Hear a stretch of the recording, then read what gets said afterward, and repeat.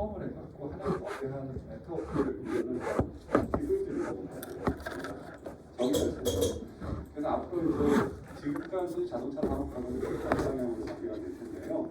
인프라 사업이라고 보시면 되고, 그 인프라 때문에 이제 여러 회사들이 움직임이 합쳐 나중이 많아지고 있죠. 일단은 지금 이 시간에는 하드웨어가 어떤 식으로 동작을 하고 어떤 역할을 하는지에 대해서 파악을 해보는 시간을 갖도록 하겠습니다. 자율주행이라고 하면 여러분들 아마 많이 들어보실 텐데 신문 기사나 이런 걸 보면 레벨 3, 레벨 4 이런 얘기들을 아무도 설명하지 않고 이제 얘기를 하는 경향이 있어요. 정의를 한번 좀 내려볼 필요가 있어서 적어놨고요. 그러니까 레벨 0는 오토메이션이 전혀 없는 차입니다. 그러니까 여러분들 아주 어렸을 때 했던 우리나라에서 처음 만든 차들 또는 뭐 현재까지도 돌아다니고 있는 차들 중에서 전혀 다른 어떤 보조 기능들이 없는 차들 레벨 0 비자동화라고 하죠.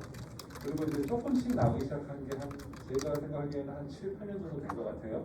그러니까 운전자 보조라는 말이 계속 나오면서 주가도 어느 순간부터는 운전자 보조 기능을 하는 센서를 공급하는 액추에이터를 공급하는 회사들이 주가가 오르고 이런 일이 벌어졌어요.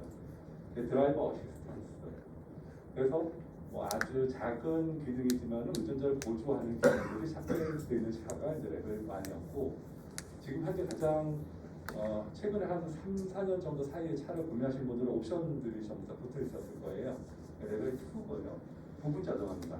예를 들면 차선을 쫓아서 한 60km 이상으로 달릴 때 그럴 때면은 차선을 쫓아서 그냥 계속 달리죠. 60km 정도에서 발만 이렇게 붙이고 있으면 핸들링은 알아서 하다가 어느 정도 시간이 되면 한 번씩 손을 잡아줘야 되고 이런 정도의 수준을 레벨 2라고 하고요.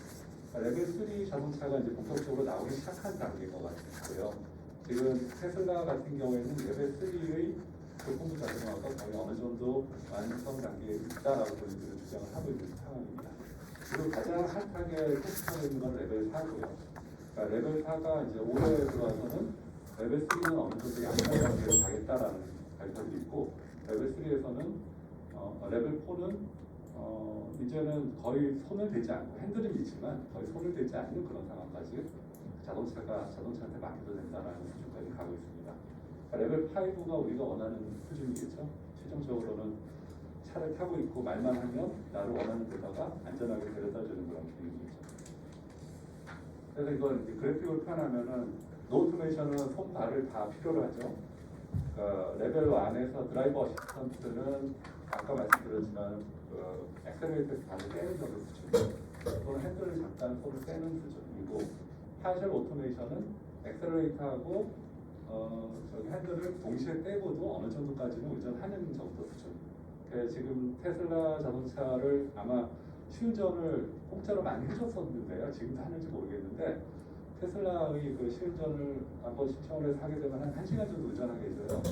그때 강변 북로에서 한번 100km 정도 해서 앞차를 쫓아가는 기능이라든가 이런 걸 한번 해본 적이 있는데 거의 손 발을 다 떼고도 아주 안정적으로 차선까지 바꿔주더라고요. 그런 기능들. 그 다음에 3번은 이제 딴짓을 해도 되죠. 그러니까 차에서 이제 그 파셜 오토메이션 말고 3단계로 왔을 때는 어느 정도 차가 거의 대부분 혼자서 운전하는 그런 단계가 되죠. 4단계는 아예 맡겨놓는 거예요. 근데 진짜 뭔가 큰일이 벌어질 것 같으면 그때서야 경보를 올려주고 그래서 이제 모든 사람들이 지금 원하는 단계는 최소 4단계입니다. 그러니까 4단계는 한 2025년에서 7년 사이에 완전 단계일 거라고 예측을 하고 있고요. 풀 오토메이션은 언제 될지 아직도 아무도 모릅니다. 그리고 4단계와 5단계는 법적인 이슈가 아직 남아 있어요. 그래서 그 법률이 옛날에 이제 마차 시절에서 자동차 시절로 갈 때 법 정비하는데 굉장히 오래 걸렸잖아요. 그것과 마찬가지로 책임 소재 여부를 따지는데 좀 더 많은 시간이 걸릴 거고 그 사이에 아마 기술 개발들이 좀 더 많이 이루어질 거고 아마 통신도 5G에서 6G로 넘어가는 그런 상황에서 자동차가 풀 오토메이션이 되지 않을까라고 생각합니다. 이런 분류는 미국 자동차 공학회였던 그 SA 인터내셔널이라는 데서 제작을 한 거고요. 그러니까 표준적인 용어로 많이 사용되니까 그냥 상식선에서 알아두시면 될 것 같습니다. 그럼 자율주행차가 어떻게 구성되어 있는지 일단은 봐야 되겠죠. 그 자율주행차는 맨 왼쪽에 센싱하고 데이터 인풋을 받는 부분으로 구성이 되어 있어요. 센싱은 여러분들 우리가 이제 걸어다니거나 뛰어다닌다든가 할 때 쓰는 모든 센서들을 각자 생각을 해보면 됩니다.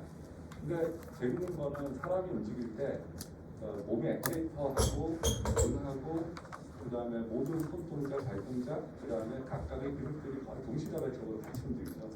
그래서 뇌가 그 모든 것들을 컨트롤하고 어떤 부분은 뇌가 컨트롤하지 않고 자율신경에 의해서 자동적으로 습관에 의해서 만들어지기도 하는데 그런 일들이 지금 자동차에서 들어가고 있어요. 인공지능을 통해서.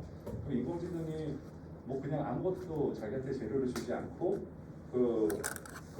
아무런 정보를 입력하지 않은 상태에서는 어떤 판단도 할 수가 없잖아요. 우리도 마찬가지. 우리가 눈을 가리면 판단을 못하듯이 자동차도 마찬가지로 어떤 입력이 들어가야 됩니다. 그러니까 입력이 들어가는 여러 가지 것들 중에서 제일 정보량이 많은 게 사람도 90%의 정보량이 눈을 통해서 들어온다고 하죠. 공부할 때 대부분 귀로 듣거나 하는 것보다도 그 강사가 하는 행동이라든가 말이라든가 얼굴 표정이라든가 그때그때의 연관된 상황들이 그 눈을 통해서 들어온 정보를 기억이 되는데 자동차도 마찬가지입니다. 카메라가 지금 아마 가장 많은 정보량을 하는 도구로 사용이 되고 있고 두 번째는 레이더입니다. 레이더는 전파를 쏴서 전파의 소스가 있고요. 전파를 쏴서 반사대에서 돌아오는 전파의 TOF, 타임 오브 플라이트를 측정해서 그러면 어느 정도 시간이 걸려서 이 전파가 돌아왔는지 그것들을 지속적으로 계속 반복해서 전파를 쏘고 받고 하면서 그 것들을 전부 프로세싱을 하게 되면 그러면 앞차와의 거리라든가 아니면은 내 차의 속도라든가 뭐 이런 것들을 알아낼 수가 있죠. 레이더, 그다음 라이다라고 하는 레이더는 전파를 쏘는 건데 라이다는 빛을 쏴서 그런 일을 하게 되는 겁니다. 장점과 단점이 있죠. 울트라 사운드 센서는 초음파 센서고요. 초음파 센서는 가까운 거리에서 유효한 그런 기술이고요. 그래서 보통 이제 주차할 때 뒤에 벽면에 거의 부딪힐 것 같은 삐삐삐 소리가 느끼면 전부 수소스를 약간 거고요. 그 다음에 GPS가 있고요. GPS는 위성 지구상에 한 26개 이상의 위성을 띄워서 전체 어느 영역에 있더라도 하늘을 바라보면 위성이 한 6개 이상 잡혀요. 위성에서 오는 신호를 6개 위성에서 오는 신호를 다 잡아서 그 중에서 가장 위치 관계가 좋은 거 4개를 선택을 해서 강렬식을 풀게 됩니다. 강렬식을 풀면 내 위치가 나오고 시간까지 정보가 나와요. X, Y, Z 잡혀가지고 시간까지. 그래서 위성 4개를 갖고 그것들을 시간을 강렬식으로 풀어갖고 실시간으로 계속적인 자기 위치를 알아낼 수가 있는 기술이고요. 그 다음에 IMU는 GPS가 하늘이 가려져 있거나 터널 안에 들어가면은 어떤 정보도 내 움직임에 대한 정보를 캐치할 수가 없잖아요. 그래서 관성 합법 장치를 관성 측정 장치를 써서 차가 관성이 어떻게 되어 있는지, 예를 들면 가속도가 어떻게 되어 있는 상황이고, 그때 핸들이 어떻게 꺾여져 있는지 이런 것들을 감지해서 위성이 잡아내지 못하는 위치 관계를 얻어내는 그런 역할을 하게 됩니다. 맵 데이터가 필요하겠죠. 맵도 이제 자율주행차가 되면은 지금 우리가 알고 있는 우리 뭐 내비게이션 단말이 마이너리 이런 것들 다 썼었잖아요. 그런 핸드폰에 들어있는 내비게이션들이 정밀도보다 훨씬 더 정밀한 그 맵이 필요하게 되겠죠. 그래서 자동차가 어떤 거에 부딪히지 않거나 또는 어떤 그 외부 상황들에서 원하는 위치까지 정확하게 가이드하기 위해서는 정확한 맵도 필요하고, 근데 맵이라고 하는 거는 우리가 지금까지 만들었던 맵들은 대부분 다 한 자동차가 예를 들면 아이나비가 내비게이션 단말기를 만들고 소프트웨어를 만드는데 1년에 한 60억 정도를 들여서 전국이 계속 돌아다녀요. 그래서 바뀐 데이터들을 매번 맵 데이터에다 업데이트한다든가 이런 형태로 가는데 실제로 그렇게 했을 때는 내가 변형된 정보를 얻는 데 걸리는 그 타임들이 굉장합니다. 그래서 자율주행차에서는 실시간으로 맵을 만들어내는 그런 기술들도 분명히 필요하게 되겠죠. 그래서 그런 부분들, 그 다음에 자동차하고 자동차 또는 자동차하고 다른 사물들이 통신을 해서 주변에 변화된 상황들을 나한테 내 차에 정보로 감지해주는 그런 기술들이 있고요. 그 다음에 빅크리터 인프라스트럭처 기술이 마찬가지입니다. 그래서 이런 어떤 센싱한 정보, 그러니까 자동차 자체가 달리면서 센싱한 실시간 정보 양은 엄청나게 많겠죠. 그 중에서 액티스 정보를 뽑아서 그 CPU한테 보내고, CPU는 계산을 열심히 하죠. 실시간으로 엄청나게 많은 계산을 하게 됩니다. 그래서 우리가 게임을 하기 위해서 굉장히 비싼 한 몇백만 원짜리 그래픽 카드를 쓰면 그 그래픽 카드에 있는 GPU가 많은 영상 데이터들을 실시간으로 뽑아내면서 내 손보다도 훨씬 더 빠르게 영상을 움직여주죠. 또 마찬가지로 로컬레이션과 매핑을 계속해서 펌핑을 합니다. 그런 센서들 장비를 통해 갖고 맵을 계속 업데이트하면서 현재 진행 상황들을 계속 유지하게 되고, 그 다음에 비스타를 해야 되잖아요. 그러니까 이 차가 이 속도로 계속 달리면 엑셀레이터에서 들어가는 연료의 양을 제어하지 않으면 차가 너무 빨라서 제어 불능 상태가 될 것이다라는 것을 학습을 해서 알게 됩니다. 그래서 플래닝을 하게 되죠. 그리고 그 플래닝한 것에 맞는지 안 맞는지를 계속적으로 감시하면서 디시전 메이킹을 하고, 그러면은 차가 어떻게 해야 될 거냐라는 거를 차에다 반영을 해야 되잖아요. 그 엑셀레이터하고 스티어링하고 브레이킹하고 그다음에 바깥쪽에다가 또 외부에다가 시그널도 줘야 되잖아요.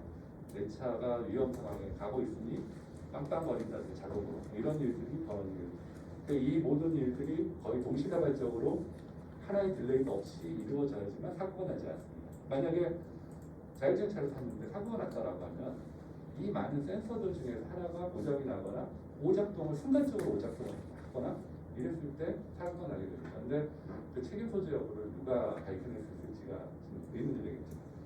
그래서 이런 일들이 법적으로 어떻게 해결될지는 두 번째 문제고, 우리는 이제 엔지니어 입장에서 보면 기술적인 부분들이 어떻게 발전되고 어떻게 결합되고, 그 다음에 각 센서들은 현재 어떤 역할을 하고 있는데 각각 어떤 방향으로 움직이려고 하고 있는지, 그리고 어떤 센서는 이 영역밖에 커버를 못했었는데 시간이 지나면서 기술이 발달해서 다른 센서 영역까지 침범을 해서 대체를 한다든가 이런 일들이 이제 벌어지고 있죠.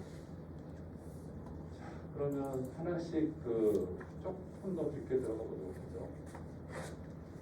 하드웨어 시스템 구성 요소, 센서와 데이터 유닛인데요. 패시브 센서하고 액티브 센서라고 부릅니다. 패시브 센서는 내가 어떤 소스를 방출을 하거나 이러지 않아도 그냥 디텍션이 가능한 거를 얘기해요. 가장 비근한 예가 카메라죠. 카메라밖에 없어요, 사실은. 내가 어떤 역할을 하는 게 아니라 주변에 있는 빛이 반사돼 갖고 내 카메라 센서, 시모스 센서에 뭔가 광자가 도착을 하면 그 광자가 도착한 양을 측정을 해갖고 카메라가 잡아내는 거잖아요, 영상을.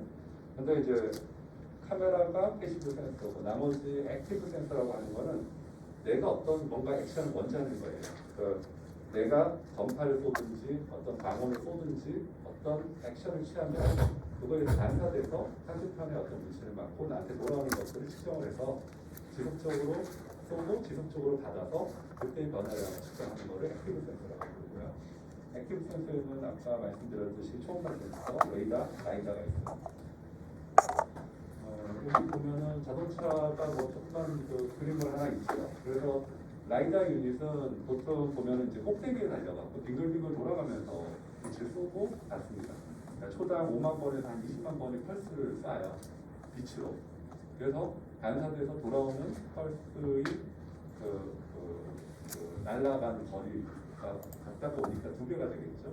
측정을 하면 2배가 되니까 그 측정한 시간을 반으로 나누면 어떤 물체가 낳고 나서 나누는 거리가 되겠죠.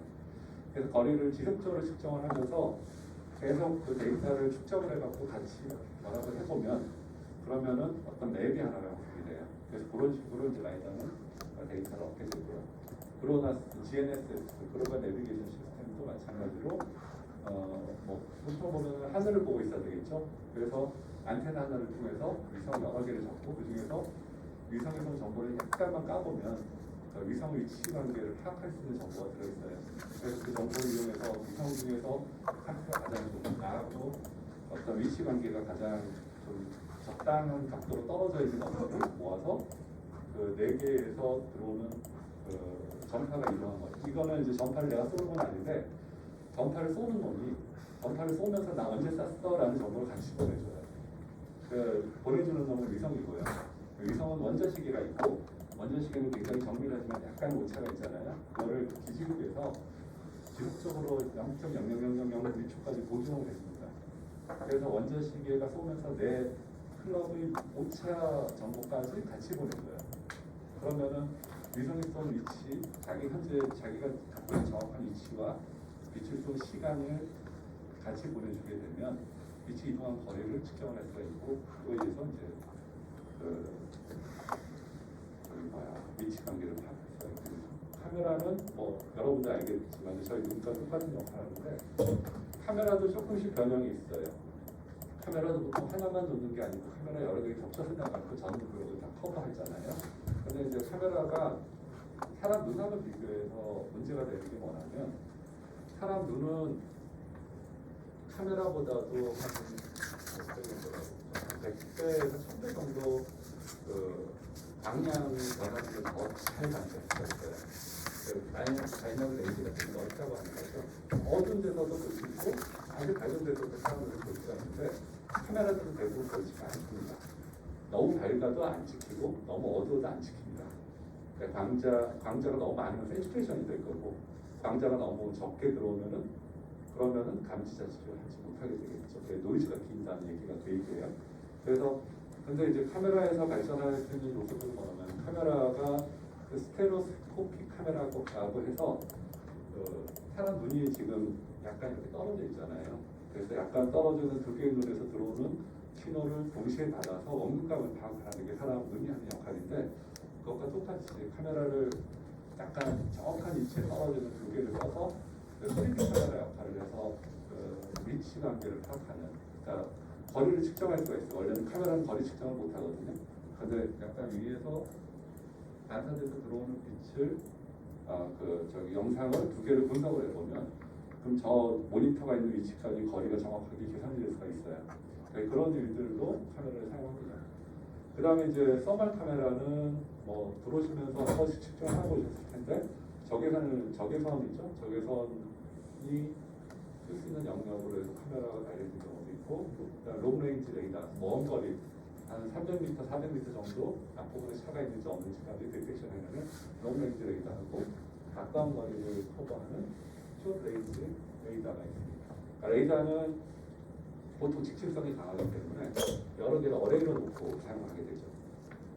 그 다음에 이제 아까 말씀드렸지만 부딪히는 영역, 내 차 옆에 다른 차가 가까이 왔다 갔다 하는가를 감지하기 위해서 초음파 센서를 주로 사용하고요. 그래서 센서들이 여러 가지가 달리는데 각각이 커버하는 영역과 역할이 다 다릅니다. 그래서 이제 그런 부분들을 주시해서 보시고, 그 다음에 다른 영역에 있는 센서들이 또 다른 영역 거를 커버하면서 서로 경쟁하는 관계에 있다는 거. 그래서 이제 각 회사들은 특징이 다 있어요. 어떤 회사들은 야, 나는 라이더 안 쓸 거야. 라이더 비싸기만 하고 이거 관리하는 게 너무 힘들어. 이런 회사도 있고, 어떤 애들 라이더 없으면은 뭐 갖고 하려고 그러는 거야. 그러니까 다른 거는 쓸 수가 없어. 이런 회사도 있고, 다 필요 없어. 이런 회사도 있고, 그 여러 가지 이제 상황에 따라 갖고 다른 센서들의 조합을 변합니다.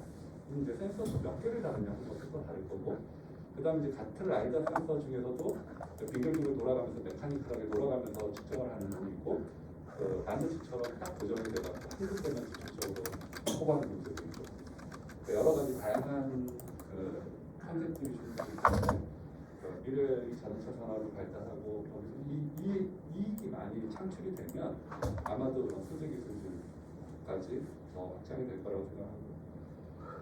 자, 일단 센서에 대해서 하나씩 이제 나가보면 스펙트럼이에요. 스펙트럼이라고 하면 보통 이제 파장이라고 하죠. 파장이 어느 정도 되는 빛을 사용해서 거리를 측정하느냐 하는 것들인데, 지금 보시면은 왼쪽으로 가면은 X에서 가는 투과성이 굉장히 높습니다. 가시광선 영역이 있고, 카메라는 가시광선 영역이 있고요. 카메라보다 파장이 더 점점 커지는 방향으로 해서 센서들이 이제 배치되어 있다는 걸 알 수 있죠. 그러니까 카메라가 가시광선 영역이면 가시광선 영역에서 살짝 비춰있는 오른쪽이니까 적외선 영역으로, 라이다는 적외선 영역의 빛을 사용합니다. 그래서 라이다는 12 마이너스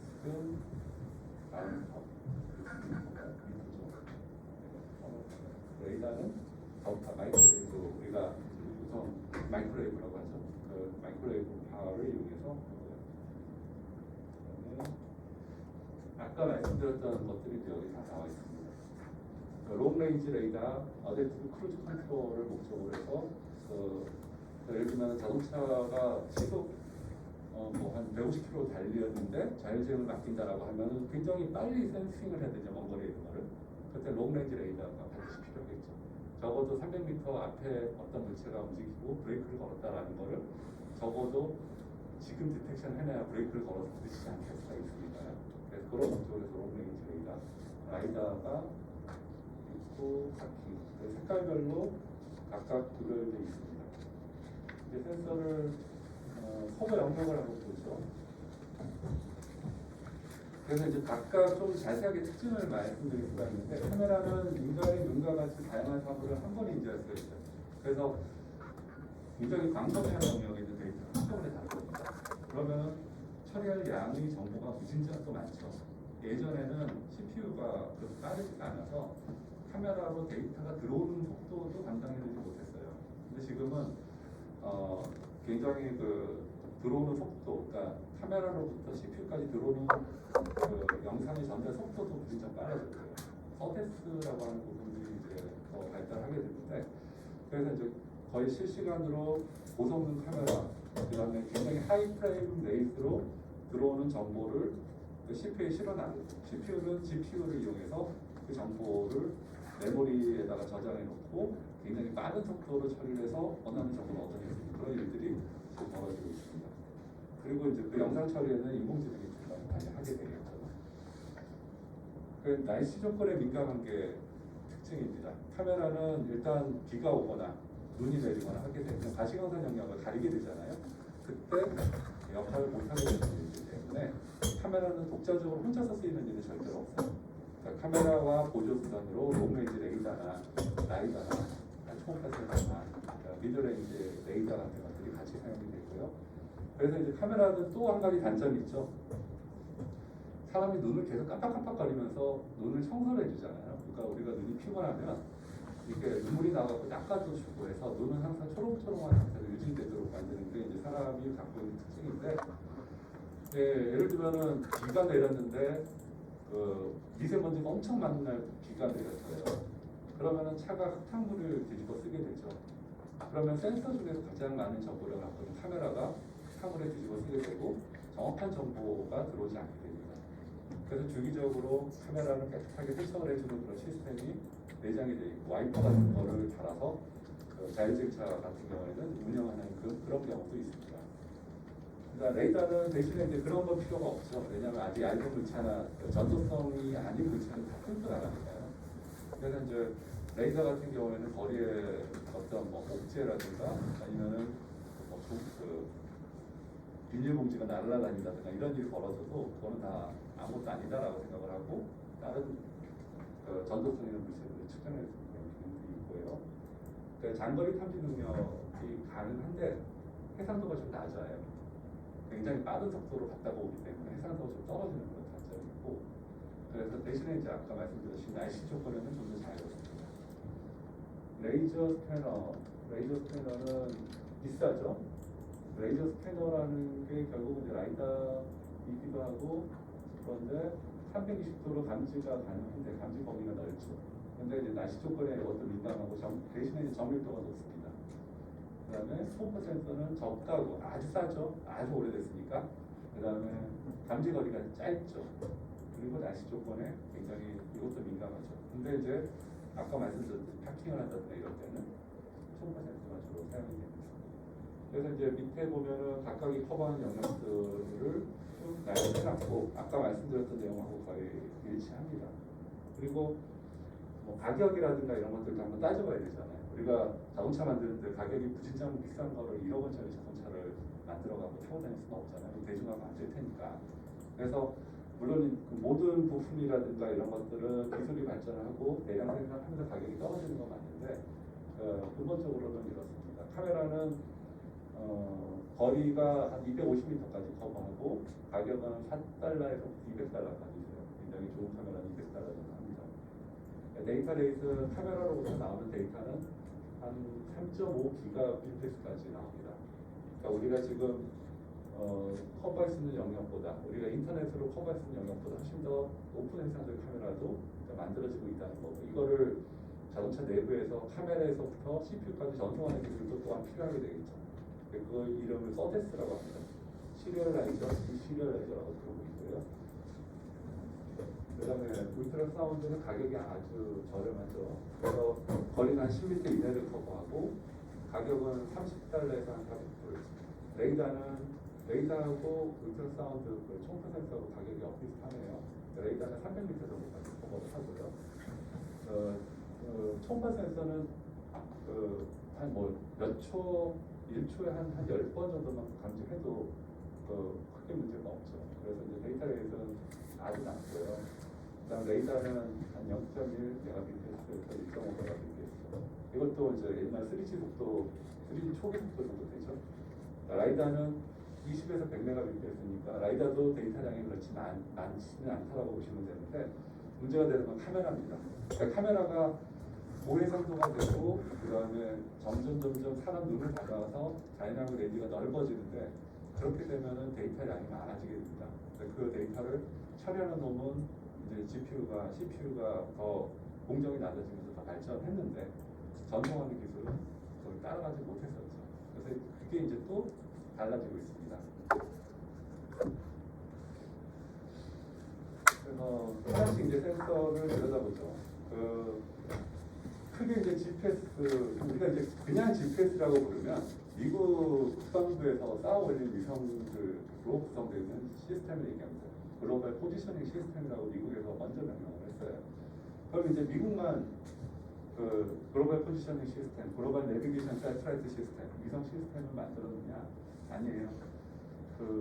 미국하고 러시아하고 경쟁할 때 러시아는 그로나스라고 하는 위성 위치 정보 시스템을 만들었습니다. 그래서 초창기에는 GPS하고 그로나스가 경쟁을 했는데 그로나스가 소련의 재정 상황이 좀 어려워지면서 유지보수가 한때 중단이 된 적이 있습니다. 그러다가 지금 유지보수를 하면서 그로나스하고 GPS를 동시에 잡아서 굉장히 정밀한 측정을 하는 장비들도 많이 만들어졌었습니다. 그리고 지금 현재 이제 GPS 모듈을 사게 되면 어떤 모듈은 GPS와 그로나스를 동시에 지원하겠다. 동시에 신호를 잡아서 GPS가 커버하지 못하는 부분, 그로나스가 커버하지 못하는 장단점이 있습니다. 그래서 그 부분을 커버하겠다라고 하는 게 있고, 갈릴레오라고 하는 거는 EU에서 만든 글로벌 포지셔닝 시스템입니다. 그것도 지금 독점을 하고 있고, 유럽은 미국에 의존할 수 없다. 우리 독자적으로 돈을 모아서 하겠다라고 해서 이제 갈릴레오가 만들어졌고, 바이두도 최근에는 위성을 많이 쏘아 올렸죠. 중국 위성. 중국도 이제 미국하고 패권 전쟁을 해야 되는데 패권 전쟁을 하는 1등하고 2등이 싸우는데 2등이 1등 나라의 기술에 의존하고 있으면 안 되잖아요. 그래서 중국은 독자적인 우주 개발 계획을 만들어서 지금 굉장히 많은 진도를 나가고 있고 바이두는 거기에 맞춰서 소프트웨어 부분들하고 플랫폼을 개발하는 일들을 아주 진도를 많이 나가고 있습니다. 그 위치 관계에서는 아까 말씀드렸듯이 위성 4개를 잡아서요. 시스템 타임은 가운데 있는 그 관제탑에서 그러니까 그 지구상에 보면은 위성들을 통제해야 되는 통제 시스템들이 있어요. 그러니까 미국이 어떤 지역을 미국 내에도 두고 어떤 데는 뭐 스웨덴에도 두고 어떤 데는 뭐 아시아의 어느 나라의 지역을 그 배차를 해서 임차를 해서 거기다가 위성 관리 시스템을 두고 있습니다. 그래서 위성들에서 오는 위성을 관리하고 있기 때문에 위성에서 오는 정보는 어느 정도 고정이 된 신호가 오게 되고 각각의 위성은 포지션 정보를 관제탑, 내가 위치가 정확하게 알고 있는 관제탑에서 이 포지션 정보를 계속 보내주고 있어요. 그래서 그 위성이 오게 되 위성에서부터 어떤 전파가 오게 되면 그러니까 위성은 랜덤 넘버를 발생하는데 거의 휴더 랜덤 넘버라고 하죠. 그래서 랜덤 넘버를 발생했고 여기에도 똑같은 랜덤 넘버 발생기가 있어요. 수신기에도. 그래서 랜덤 넘버 발생기에서 얼만큼 많이 시프트되어 있는지 그걸 측정을 해서 거리를 알아내고요. 거리 1, 2, 3, 4가 나옵니다. 그리고 각각 위성 4개의 포지션에 대한 X, Y, Z 좌표가 있고 그래서 위성 4개의 X, Y, Z라는 변수가 있고 그 다음에 하나의 더 변수가 시간입니다. 시간 변수까지 놓게 되면 여기 하나, 둘, 셋, 넷, 로디튜드, 레티튜드, 래티튜드, 타임 위도, 경도, 고도 정보와 시간 정보가 계산돼서 내 차에 실시간으로 입력을 할 수 있게 됩니다. 그래서 우리가 보통 이제 GPS 시스템은 1초에 한 번씩 자기 포지션을 제공을 해줘요.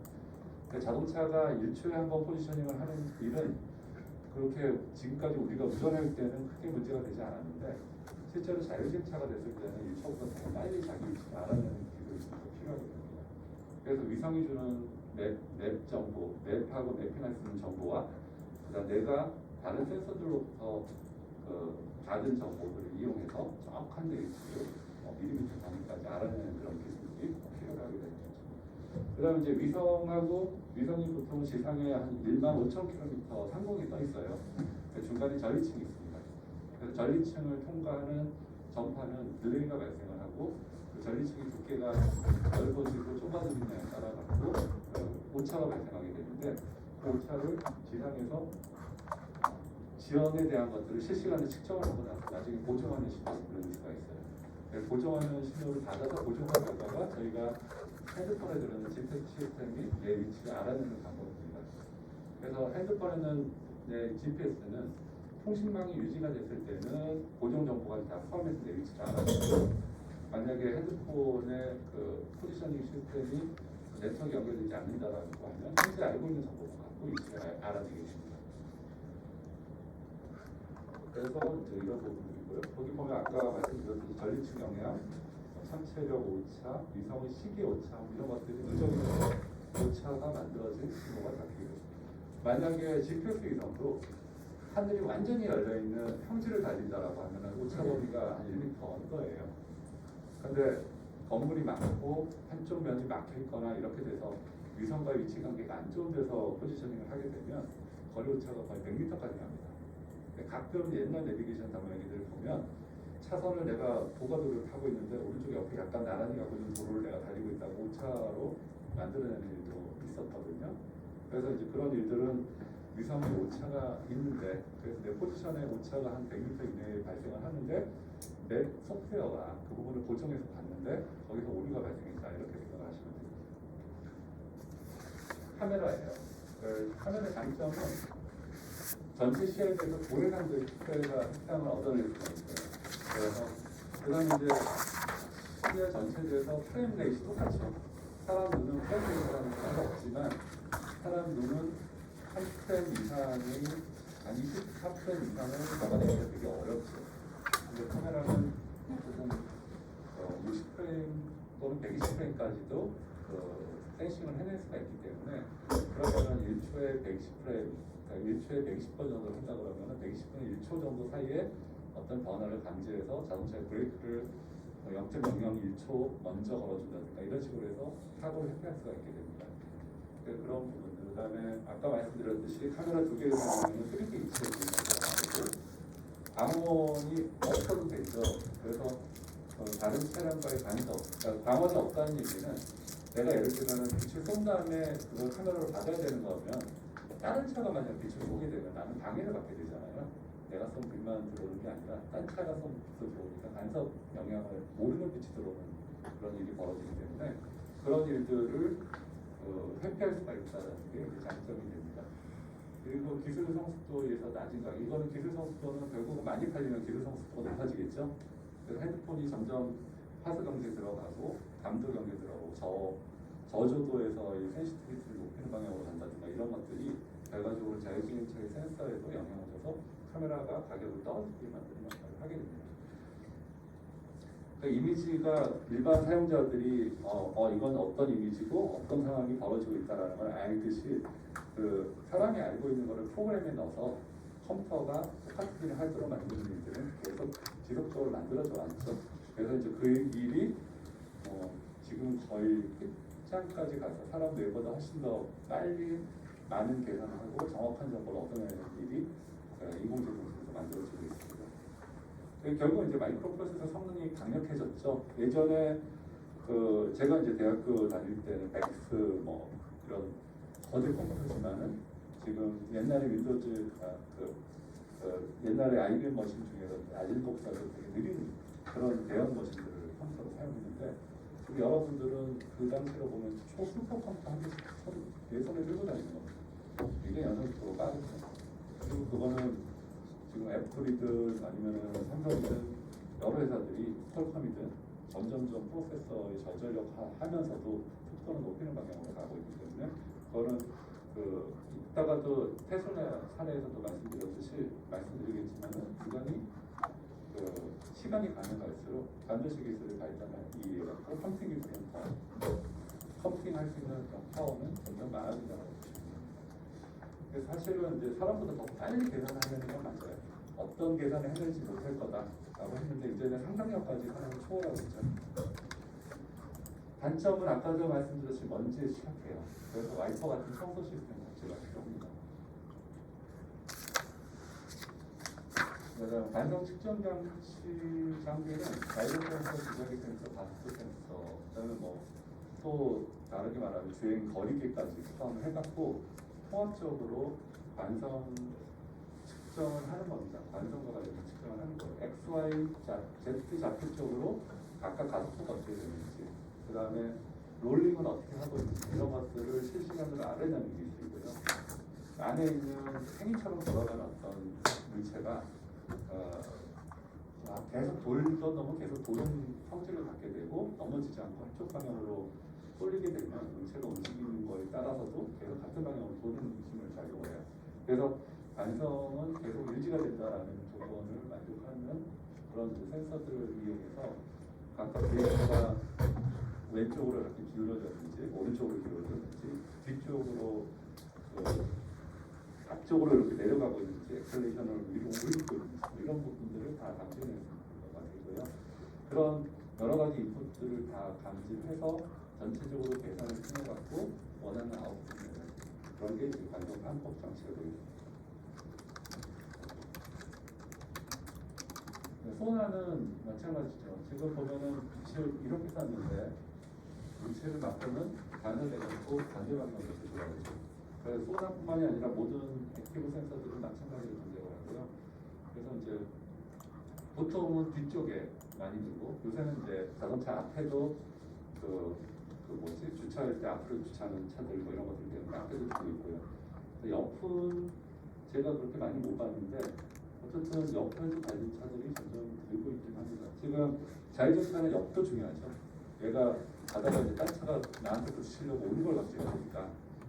그래서 이제 사람은 매뉴얼을 보고 회피하는 그런 주행 드라이빙을 할 수가 있는데 자율주행차는 센서 능력이 없다라고 하는 그런 생각이 되잖아요. 그래서 이제 소나는 20kHz면은 사람이 사실은 아주 센시티브한 사람이 20kHz 정도 되는 소리 들을 수 있다라고 얘기를 해요. 근데 보통은 한 10kHz 정도에서 사람은 이렇게 세츄레이션 시켜버리거든요. 그래서 센싱을 못합니다. 못 듣는데 특별한 사람도 들을 수가 있어요. 근데 그래서 이제 20kHz 이상의 음파를 따서 돌아온 거리를 측정하고 레이더와 마찬가지로 안개, 먼지, 직사광선에 방해받지 않고 주변 구분이 가능하고요. 그러니까 음파는 전파보다 훨씬 느리죠. 그래서 느린 속도로 갔다가 느리게 오니까 정지되어 있는 물체, 빨리 움직이는 물체가 아니라 정지되어 있거나 천천히 움직이는 물체는 아주 해상도를 높게 정보를 얻어낼 수가 있습니다. 거리와 바람에 따라서 에너지가 분산되니까 비교적 가까운 범위에서만 측정이 가능하다는 게 있고 주차와 같이 근거리 정확성에서 레이더는 전파를 송출하고 표적에 대한 전파는 다시 사방으로 반사가 되는데 그 반사된 그 전파기 일부가 나한테 돌아오게 되어 있죠. 그래서 가상적 전파 일부가 레이더를 향해서 오면은 그 레이더의 모양은 이제 여러 가지 다양하게 있지만 반사된 전파를 수신해서 분석을 합니다. 미세한 전파를 분석을 해보는데 내가 쏜 어떤 패턴이 있을 거 아니에요. 내가 빛을 쐈을 때 어떤 그냥 쏘는 게 아니라 어떤 패턴을 갖고 쏩니다. 그러면 반사되는 것도 그 패턴을 유지하는 거기 때문에 내가 쏜 거라는 걸 알 수가 있게 되고 그래서 레이더 장비는 앞차와 뒤차의 속도와 위치 인식을 하게 됩니다. 그러니까 레이더는 또 한 가지가 있죠. 예를 들면 앞차가 빨리 달리거나 앞차가 브레이크를 걸거나 했을 때 도플러 효과에 의해 갖고 앞차가 내 차의 속도를 알고 있기 때문에 반사되어 있는 놈들의 어떤 파장을 분석을 해보면 도플러 효과를 분석을 해보면 그러면 앞차의 그 가속도가 어떻게 되는지도 정보를 얻어낼 수가 있어요. 그래서 특정 방향만 바라볼 수 있는데 조금씩 겹쳐서 가로를 배열해서 무인자동 센서는 3개의 레이더 센서를 나란히 설치해서 전방 180도 정도의 시야를 확보한다. 이렇게 이제 보시면 되겠습니다. 카메라하고 달리 안개, 비, 먼지, 모래, 눈부신 전조등 같은 열악한 환경에서도 전반 취약하고 다양합니다. 사람이 눈이 부셔서 눈이 감아버리는 일들이 전방에 갑자기 차가 날려들면 벌어지는데 그 레이더를 사용하게 되면은 갑자기 나한테 날려드는 차를 회피 운행을 할 수가 있게 되는 거죠. 전기가 통하지 않은 얇은 재질을 반통을 하기 때문에 비닐봉지 등으로 영향을 받지는 않고요. 아까 말씀드렸듯이 고프 효과를 이용해서 물질 위치뿐만 아니라 속도 추측도 가능해요.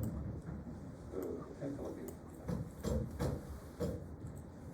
라이더는 방금 전에 레이더는 그 전파를 쐈는데 얘는 빛을 쏩니다. 그러니까 가시경선에 거의 유사한 빛을 쏘게 되고요. 그 레이저라고 부르지 않고 보통 앞에 있는 LI는 레이저가 아니라 라이트입니다. 빛을 쏘는 게 맞습니다. 빛을 쏘고 나서 반사되는 빛이 계속적으로 받게 됩니다. 지금 보면은 영상이 나오는데 맨 오른쪽에 있는 영상 같은 경우에 펄스를 쏘게 되죠. 그 빛을 쐈다 안 쐈다 하는 거를 펄스라고 그러잖아요. 쐈다 안 쐈다 하는 거를 일주일에 20만 번 정도 합니다. 굉장히 빠른 세팅 타임을 갖는 디바이스를 이용해서 빛을 쐈다 안 쐈다 하는 거를 반복해서 쏘고 그다음 반사되는 빛을 측정을 하게 되면 그러면은 저런 도트들이 있어요. 내가 쏜 것과 받은 것들의 차이들을 계속적으로 영상으로 뿌려보면 오른쪽 같은 경우가 나타나게 됩니다. 그래서 그 오른쪽, 그 다음에 왼쪽 같은 것들을 보면은 어떤 영상이 입체적으로 보이게 되죠.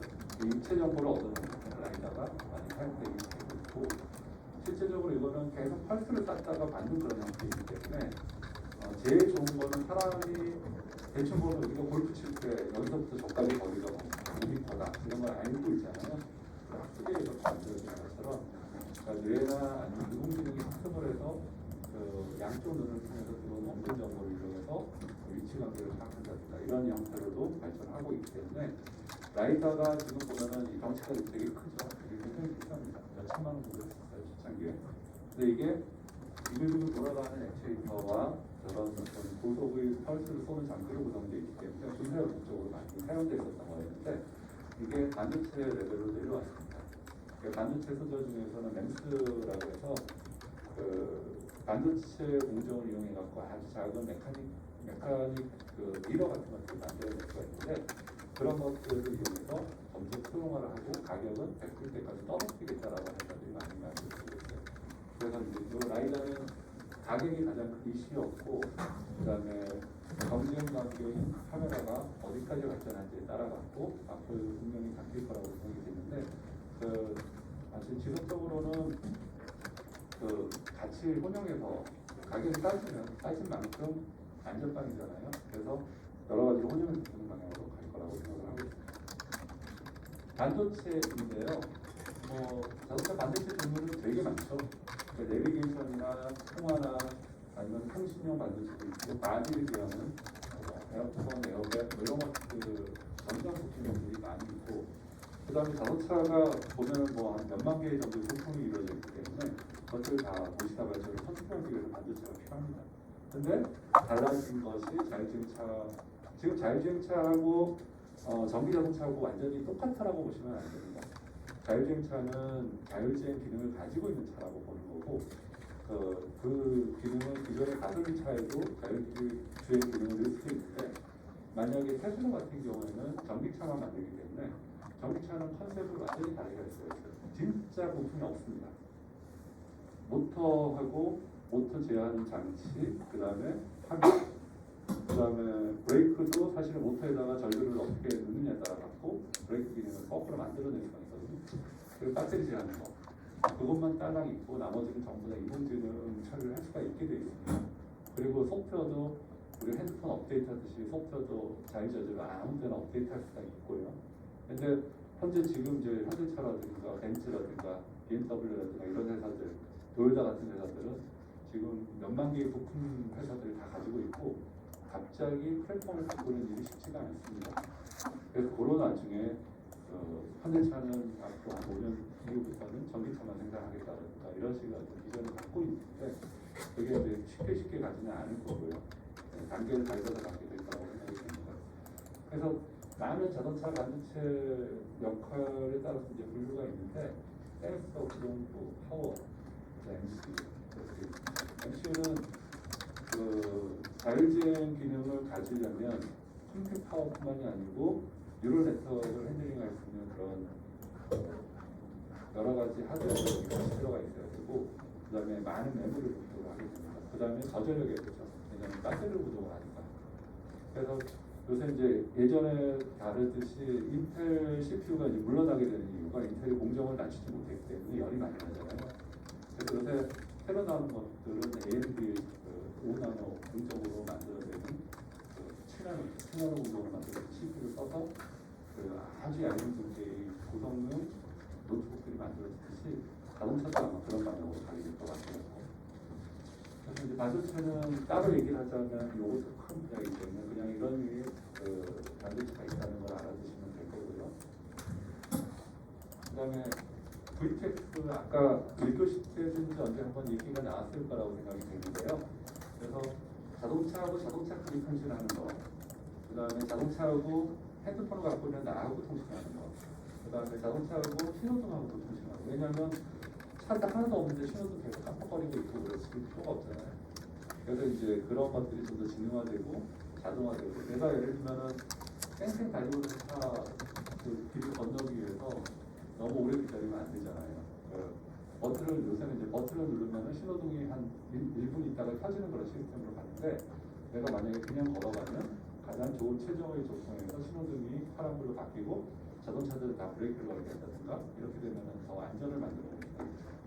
V2I, V2P, V2V, V2N 이제 용어 만들기 좋아하는 사람들은 전부 다 뭐뭐에서 뭐뭐로 이런 식의 어떤 컨셉들을 만들어내고 있고, 그러기 위해서는 통신법도 필요하고 여러 가지 디바이스도 필요하고, 그다음에 전체 시스템 운영자도 필요하고 운영하는 방법이라든가 이런 것들이 표준화가 되어 있어야 되기 때문에 표준화 기구에서 많이 벌어지고 있다고 생각하시면 됩니다. 오른쪽에 있는 내용들은 제가 이제 그런 부분들을 좀 정리해놨던 거고요. 앞부분하고 같이 그 부분은 따로 말씀 안 드리고 넘어가겠습니다. 부품 진화인데요. 아까도 말씀드렸듯이 카메라는 렌즈 2개로 촬영을 해서 예전에 한번 우리 3D 영화가 되게 유행한 적이 있었잖아요. 그러면서 3D 카메라가 만드는 회사들이 엄청 떴었는데 지금 아무도 3D 카메라 안 사죠. 가격은 비싼데 3D 영화를 보려고 했더니 안경 쓰고 보기 귀찮은 것도 있고 눈도 되게 아프고, 그래서 안 했는데 그런 기술들이 결국은 이제 자동차의 센서에 포함이 돼서 물스캔식도 되고 원근방도 사용 가능한 걸로 새로운 기술로 이제 발전해 나가고 있습니다. 라이다는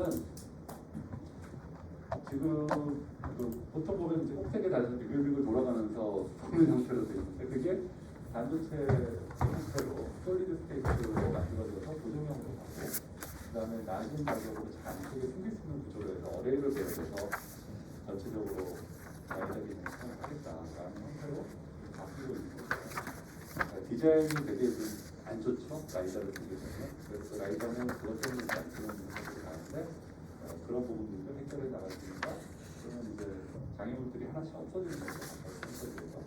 레이더는 좀 더 정밀하게, 지금 아까 정밀도가 떨어지다고 그랬는데 좀 고가가 될수록 정밀해져요. 그 고가로 되어 있는 정밀도가 높은 레이더가 어떻게 가격을 떨어지는 것입니다.